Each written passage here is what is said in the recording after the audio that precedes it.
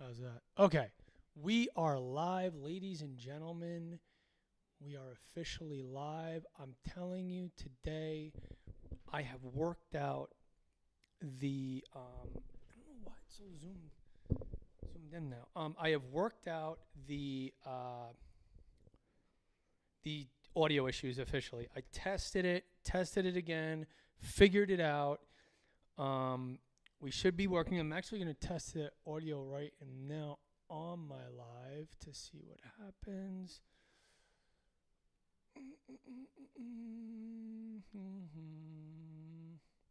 Your videos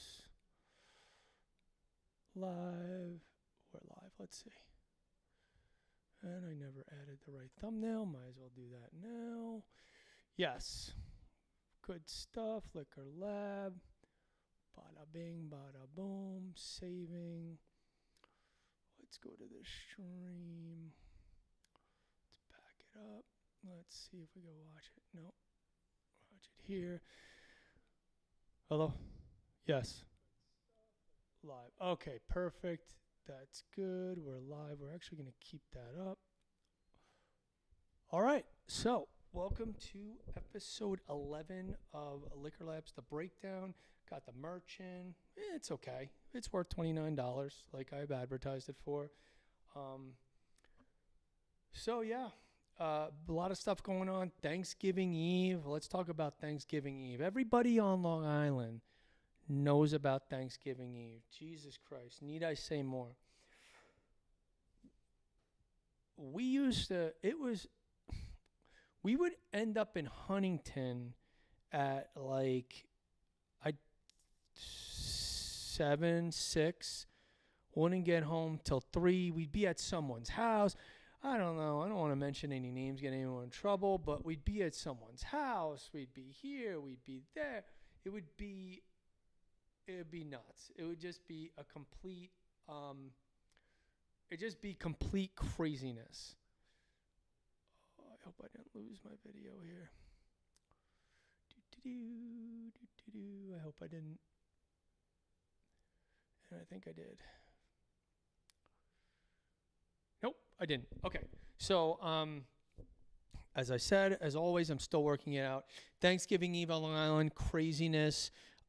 Especially when I was in the city. I used to come home for that weekend, go crazy, and then, I don't know, sometimes we'd leave on a Friday or go back to the city, go out to the bar Thanksgiving night, see all the people I went to from high school. I went to high school with around, just completely bananas. So be safe tonight. Get an Uber, no driving, have fun. Make sure you got your connects, your plugs all lined up, as everyone should. And just make sure you get there early because things could get out of hand. See, in Florida, around St. Pete, it's like hit or miss. I mean, a lot of people leave. Today I saw actually, in the last few years, a lot of people are coming to Florida for Thanksgiving. I remember my first Thanksgiving here is like a ghost town. First Thanksgiving in St. Pete last year. Damn, I forget. Were we even here? I don't know. A lot of things. But yeah, I think I went to McDitton's one night or somewhere, and it was a previous Thanksgiving, and it was a ghost town. It was completely dead. So that's that. Have fun. Few topics I want to get to today in the business front. Some marketing, a lot of business.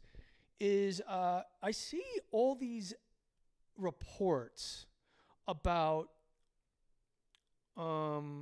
like Tesla, right? Tesla is losing money. Their deliveries are down. Well, come on, people. They lost a $7,500 credit per vehicle.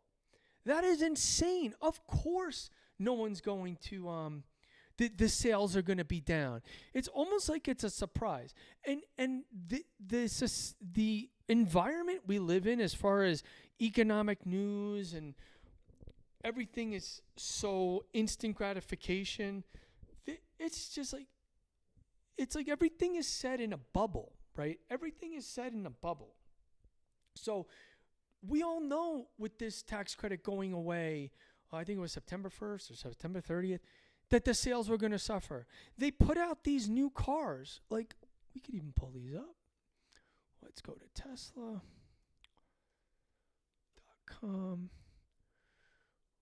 Let's just look at okay, you can see it. You can't see it. Let's go here. Look at this. So look, I'm looking at this right now. Model 3, let's go to let's do the Model 3. Okay, they give you, let's order now, right? Let's do it that way. Order now. They came out with the standard. It's actually the lease is better. Okay, they won't even let you lease the standard model. Now, I truly believe, let's highlight it. I truly believe the standard model was not created to sell. The standard model was created to say, if you want a car that's $4,500 to $7,500 less, this is all the stuff we're taking out of the car. And there's some shit that they take out of the car that I wouldn't want taken out of the car. You know, the roof is now cloth, and you know it helps with energy, but it's glass on the other side. All these things that cost they've taken out of the car. So just like the iPhone Air, I do not believe for 1 second this car was set up to sell at all. This car was not set up to sell at all. It was not. It's set up to show you that you want to save that extra money. This is what the model will look like. You know, we could actually go through it here. We could go through it and say, okay, you know, just the basics. And of course, if you're in the business of selling cars, you want to lease cars. I don't know too many people who've bought a car lately. You know, people lease. The leasing structure is just better. So if you click on lease, you can't even lease the standard model. So getting back, of course the sales are going to suffer. Of course you're going to see a downfall, a drop in sales. When you can't give $7,500 to your buyers, you're going to see a huge drop off. Why is this news? Because they've planned for this. This has been in the works for a really, really long time. So I'm just a bit concerned. And as someone who sees a lot of news, everybody is like, they've never heard what happened the day before. They never heard what happened yesterday and what could be heard in the future. It's all about the moment. And that is what social media, going live, being able to put your name and get out there and talk, that is what's been driving this. And if they were in the business of selling cars, you would have the ability to lease the standard edition. You can't even lease the Model Y standard edition. So of course the sales are going to suffer. Of course. Eventually though, everything needs to return to some sort of baseline. I don't know. I think I'm lagging a little bit, actually. Let's get back to some sort of baseline here. We need a baseline where all these inflated numbers kind of return to normal. So I'm not sure what's going on, but I'm getting a little lag. One viewer. I think it's me. Maybe because I am on there. Yeah, I think so. Skip frames detected in last 2 minutes. What's going on? Come on, man. Come on. I was rolling too. I hate when this happens. Why are we suffering like this?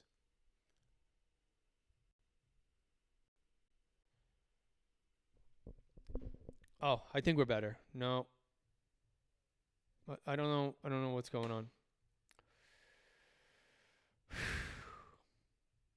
Hello. Okay, I think we're back. just a little. I think it's just a little rocky. Let me turn off the camera here.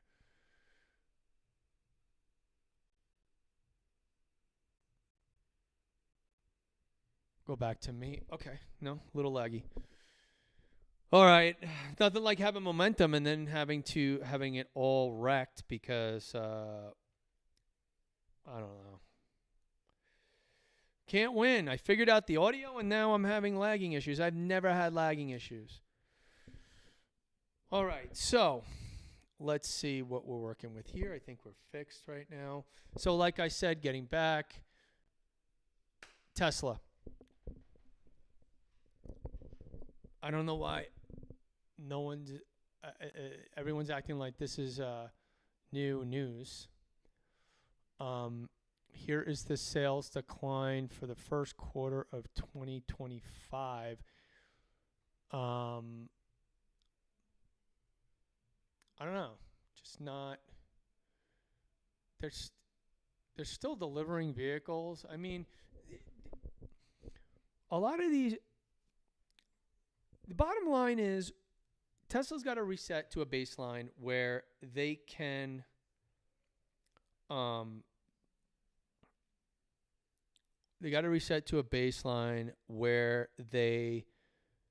go up from here. So they're inflated 21, 22, 24.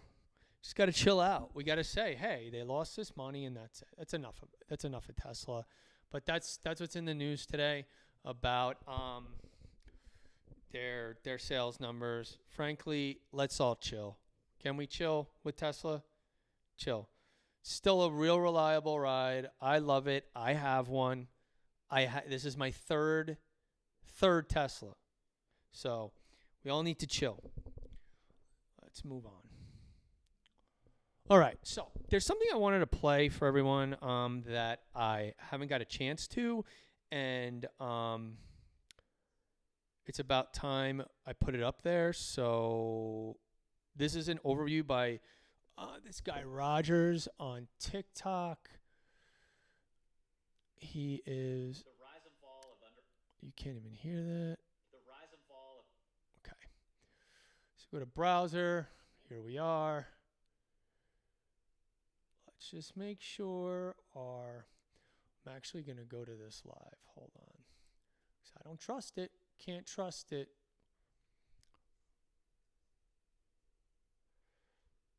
So this is something I've been wanting to play for a while that finally I've been able to figure out the audio. Not too hard, but took a while. Let's see if I can pull it up. See if we're still working. Trust it.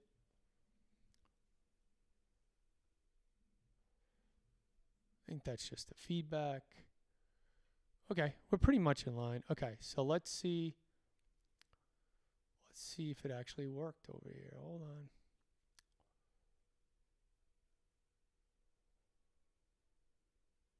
Let's see if it worked. Hold on.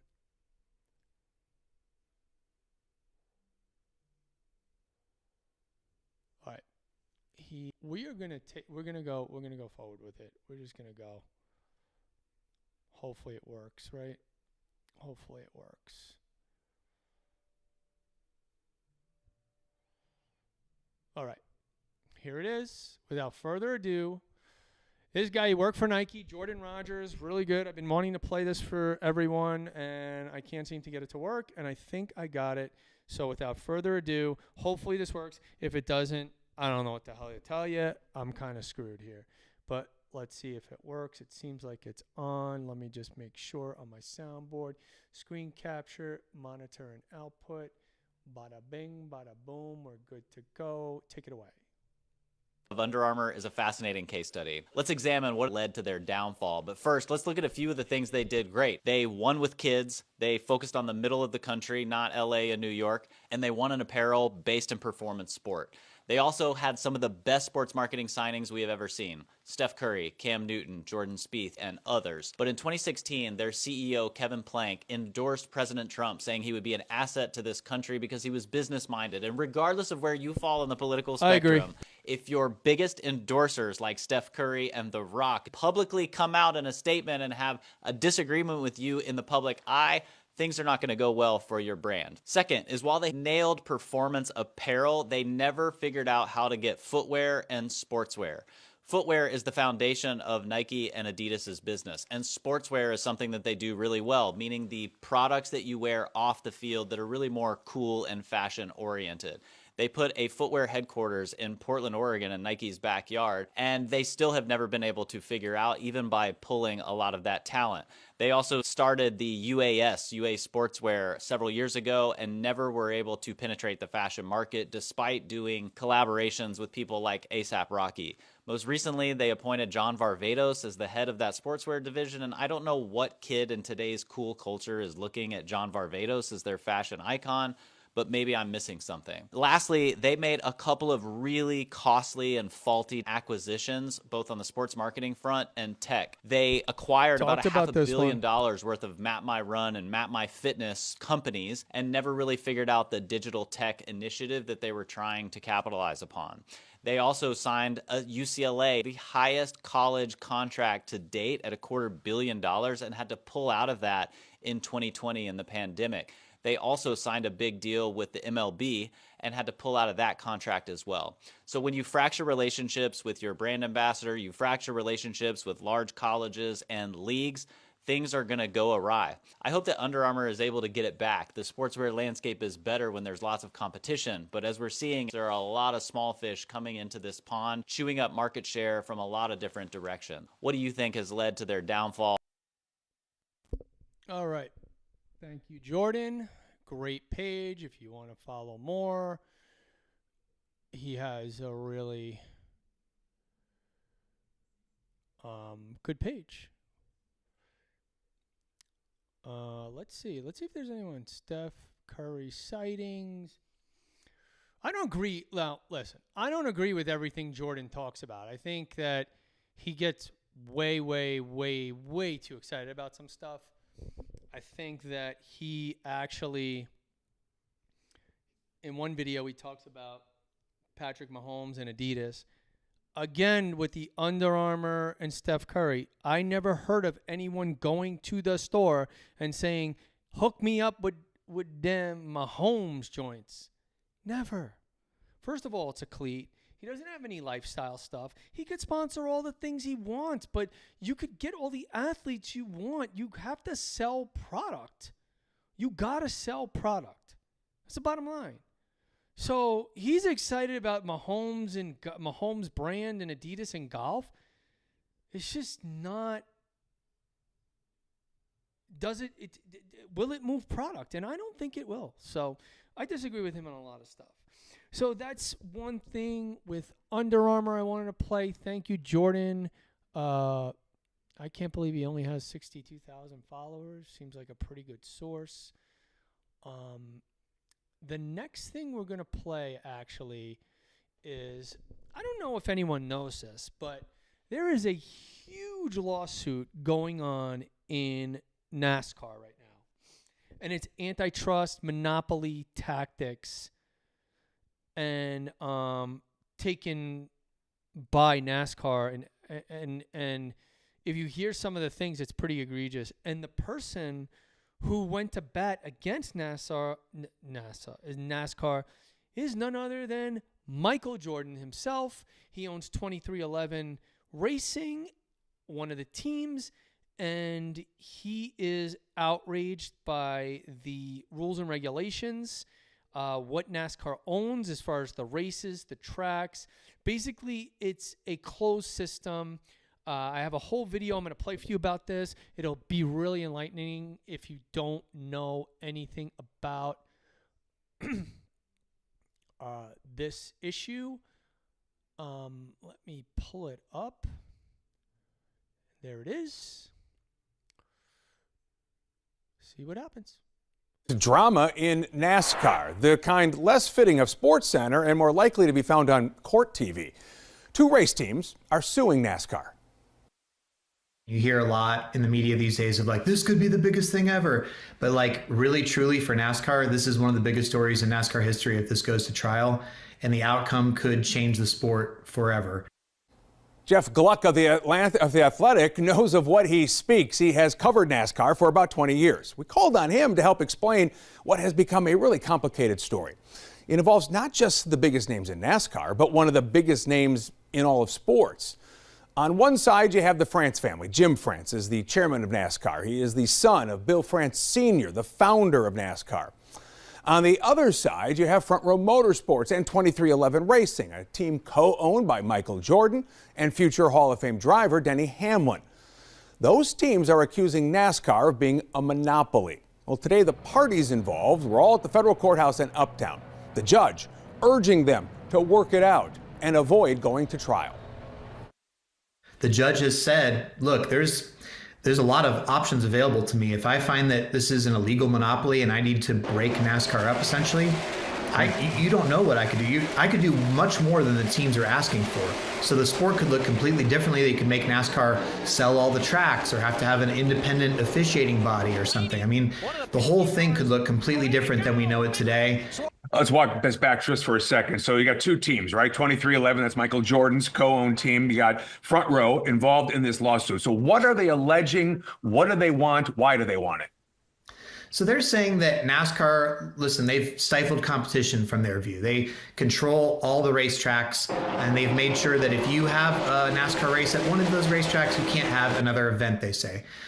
They say that the car that they're running, the next-gen car, even though they pay for it, they buy all the parts and pieces, it's a spec car, that still belongs to NASCAR in the sense that you can't take that car and race it somewhere else. So is this suppressing revenues for the teams? They're not making enough money. They're not being able to be sustained long term.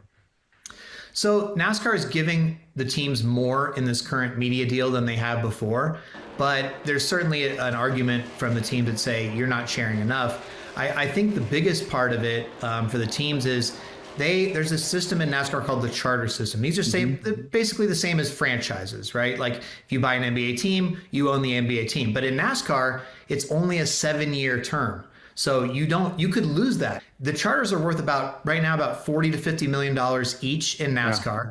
So that's a significant investment for a 3 or 4 car team.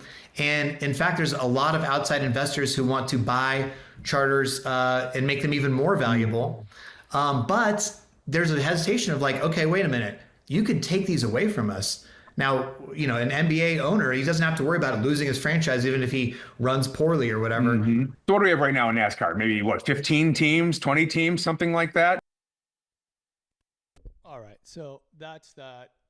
Basically, every 7 years, you have to spend 40, 50, 60, 70, 80 million to race in NASCAR. They've totally taken control of the cars. I think they're adding Toyota. Excuse me. The cars are virtually owned by them. They own all the racetracks. Think about if the NFL owned all the stadiums. Think about the NFL. Every year, the Clipper, just how they're talking about, every year the Bucks and the Giants and the Raiders, and they had to pay a fee every 7 years of almost $100 million to stay when there's no money to be made.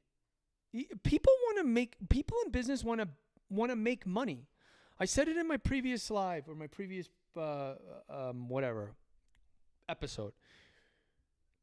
People aren't in business to make a little bit of money. They ultimately see, in the short term, they might want to do that, but in the long term,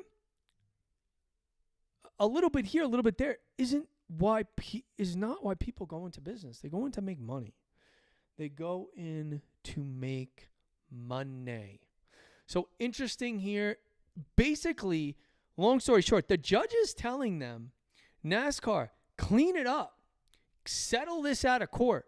Because if they start, and they already started to, they have to publicly, disclose some things. So they already started to publish emails that in Discovery, and else the entire sport is going to hit the fan, and it's going to be terrible for the sport. As you heard, they could break it up in many different ways. NASCAR owns all the racetracks. F1, they don't own all the racetracks. They only own 2. They don't own any other. Maybe they own 1 racetrack and 2 races outright. So it's just a really, really weird thing where they took all this control and now they thought they had something. But if you have a shirt for $5,000 and no one's paying for it, you're gonna have shirts for $5,000 in inventory, whatever it costs you. So they need to come up with a fix, or the sport is doomed, and they need to come up with it fast, because if this keeps going, they could break up the entire thing. So interesting stuff on NASCAR. Can move on from that. Let's see. Man, I'm so excited I could play all this stuff now. So showed you that.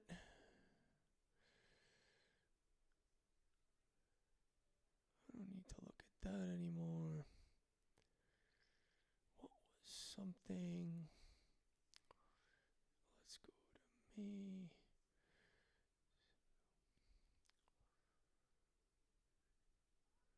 Where is it?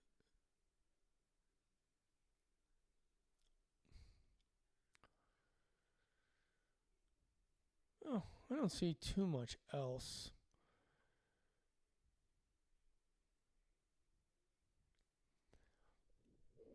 I am seeing, though, I just want to talk about marketing in general. I am actually going to open a file here. See if I could pull it up real quick. Let's see what my true skills are. If I could so opine. Just want to design elements, browse, no.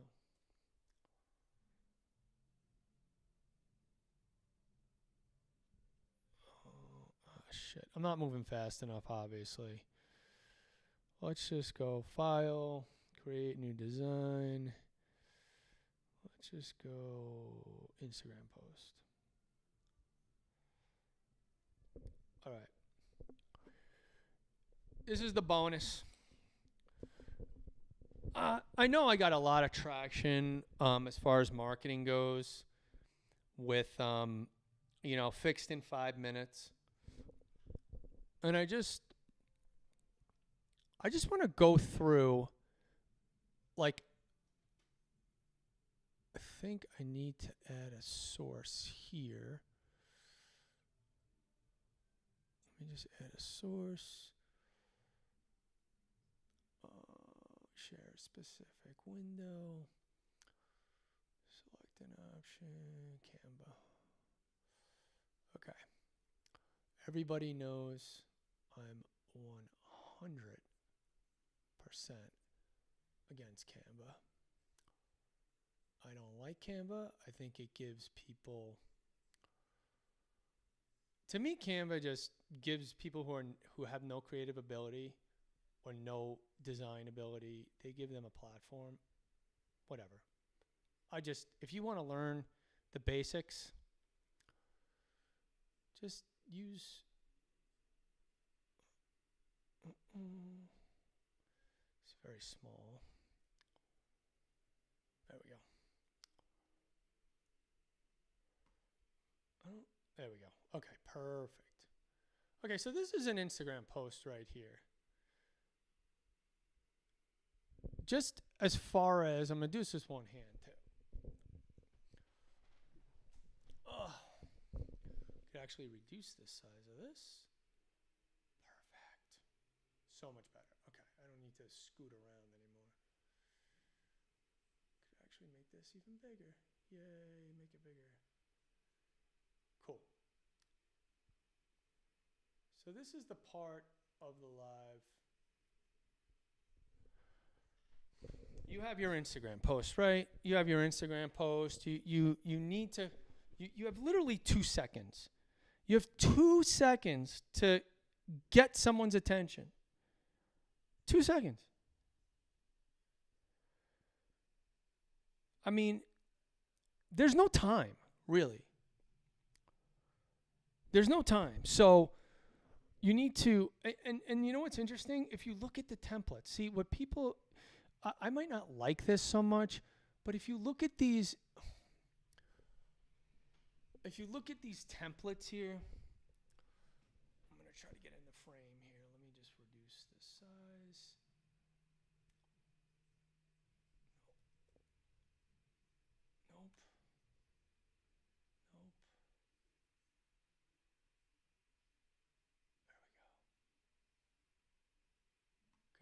Look at this.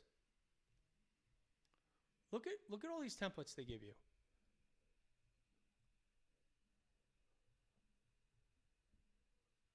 I mean, some of them are okay. Some of them are perfect as far as I'm going to use the one of them, and I'm going to show you what I see all over the place. And we're going to start with, actually, let me turn this off. Okay. I used to have a mic stand. I think I'm gonna have to improve the setup and get a mic stand here because I really can't do it.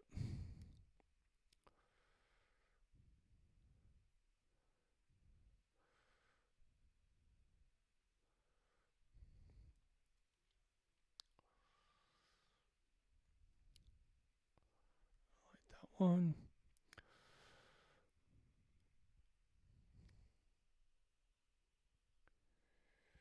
This was actually a good one.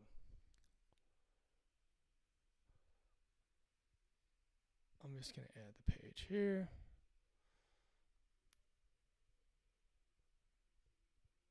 Okay, so let's remove this. I want to just close this.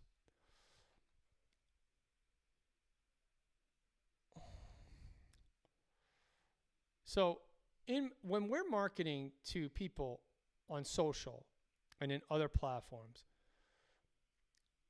we need to be impactful. We need to be impactful. I am not showing this properly, so give me 1 second.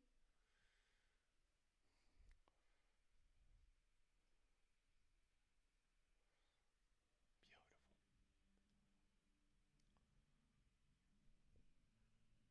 Actually, gonna move this right here. So we need to be impactful here. We need to be very succinct. We need to have it. Here we go. This has got to be the eye catcher, right?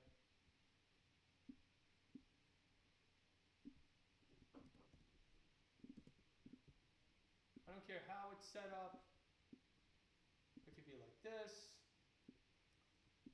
It could be 2 lines. Now this isn't pretty. The line spacing here is terrible. Oh, see, look at that. This, you always want healthy line spacing, but when you're marketing, you gotta be like 1 point or less, honestly. I think 1 is a little excessive here because your value is one continuous value. So value 1.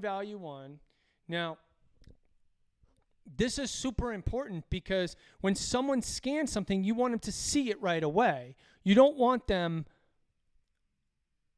missing the thing that is the thing. You don't want them missing that. Then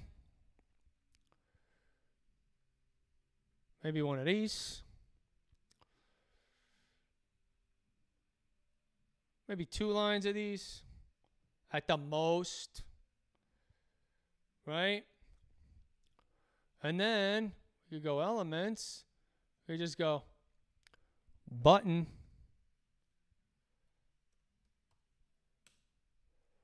Not, this is funny. It gave me a freaking button. Let's just go learn more. And you call to action.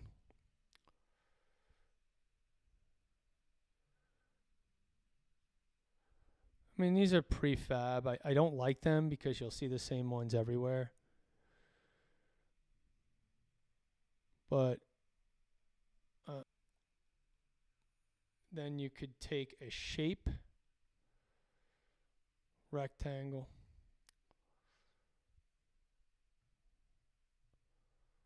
So simple, right?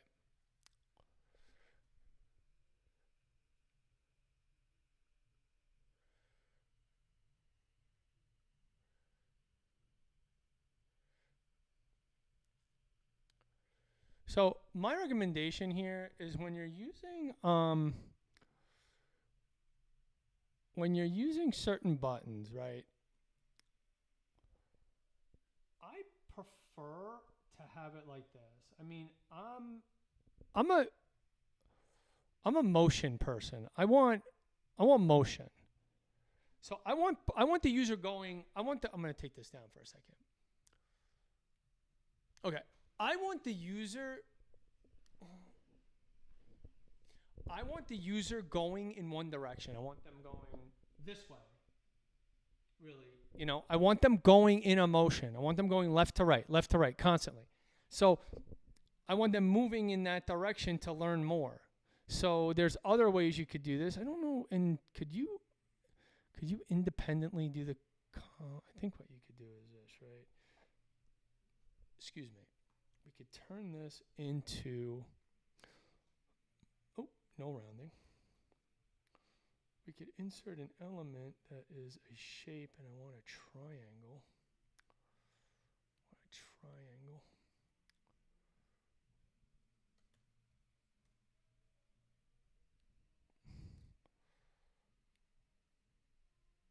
Right. I don't know how the hell I'm going to do this. Black. I think I could do it like this.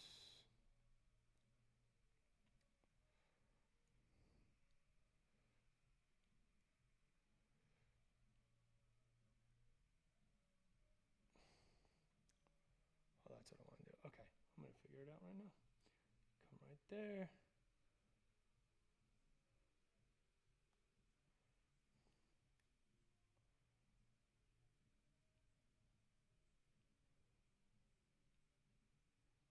You get the idea.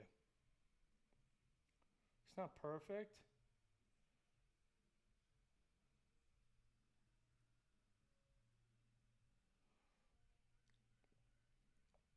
But if I take this right here and I go change this to white, take this away, and because you guys can't see this anymore, I go undo it. All right, so look what I just did. I added this using a triangle. Okay, I made this kind of motion, right? Like your eye is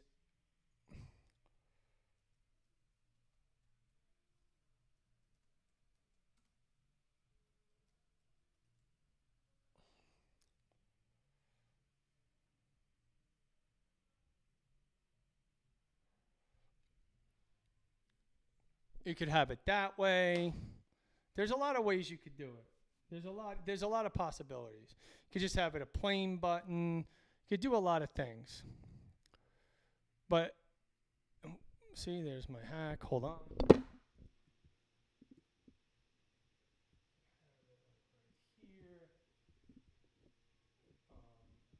One thing we're missing is the company logo.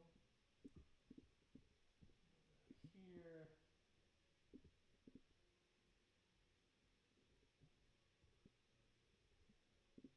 And you could just go.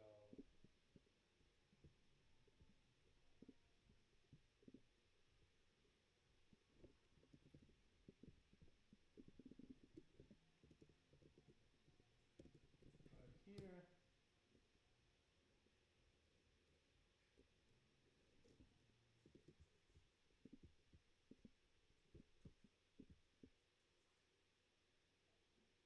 I mean, this is so simple, but this is not like brain surgery. Super simple. I mean, this is it. This is it in 2 seconds. 5 minutes, 6 minutes I did this, maybe 7. Super easy. What is your value? What is your value one? What is your value? What is your value you're trying to communicate? What is that value related to? And then learn more. Simple. There's nothing to it. And your motion, you're telling the person that there's a motion to this, right? You're telling them that there's a motion. You could put the logo here so you have like the motion to the motion. Or the way you do your text, you could align it in a certain way. But if you want them to stay in line with their eyes, I always talk about what catches your eye when you first see something. It's not, you're not the customer. You know, you are not the audience. It's what catches their eye. So if you don't know the company or you don't know anything, what's going to happen? Like where do things lead? Where do things go? What do they do? Where does your eye go? How are we getting you to pay attention? How are we getting you to care? What is the value you're giving me? What is it? Super easy. Marketing 101. And in 2 seconds. Now, granted, I will say, disclaimer, this is not like the end-all be-all. This is just a basic structure that you just works. It works and it converts. It works and converts. So it gets people interested. It drives results. And that's it. So we're in the business of results, right? We're in the business of results. That's it for now as far as the live. Let me just pull up my main screen. Put the camera over here. That is it for now for the Liquor Lab episode 11. I almost forgot. Like, subscribe, share, like, subscribe, share, like, subscribe, share, comment, subscribe, hate me, love me, loathe me. All I need is the interaction. So if you hate me, please make it known. If you want more, please make it known. If you watched all the way through, I love you for it. This is it. Liquor Lab, episode 11, completely live. And your marketing tip came through at